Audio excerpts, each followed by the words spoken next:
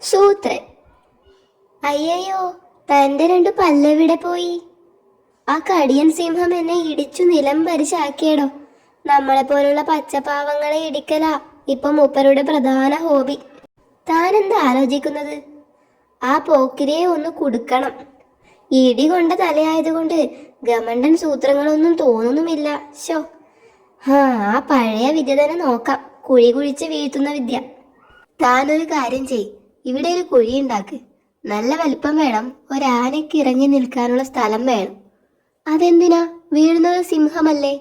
ഇരിക്കട്ടെടോ, ഒരു കാര്യം ചെയ്യുമ്പോ വിശദമായിട്ട് ചെയ്യണ്ടേ? ആ, പെട്ടെന്ന് തീർക്കണം. അരമണിക്കൂർ കഴിഞ്ഞാൽ കടിയനെ ഇതുവഴി ഓടിച്ചു കൊണ്ടുവരും. ദാ ഇരിക്കുന്നു കടിയൻ. ടക്ക്.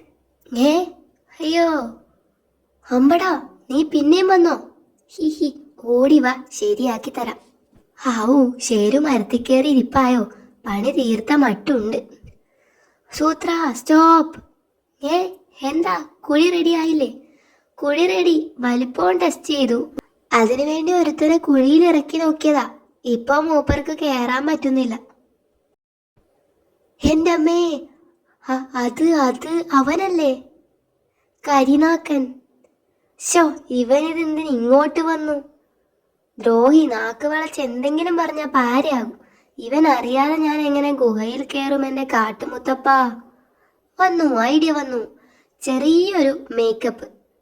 മണ്ണിനും എനിക്കും ഒരേ നിറം. കരിനാക്കന് കാഴ്ച കുറവാ.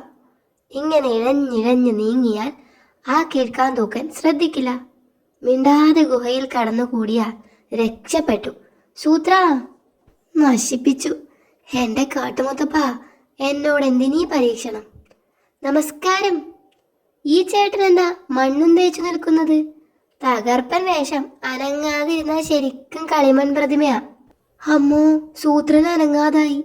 ശോ, ഇവന്മാരോടൊന്നും ഒരു തമാശ പറയാൻ പറ്റില്ലല്ലോ.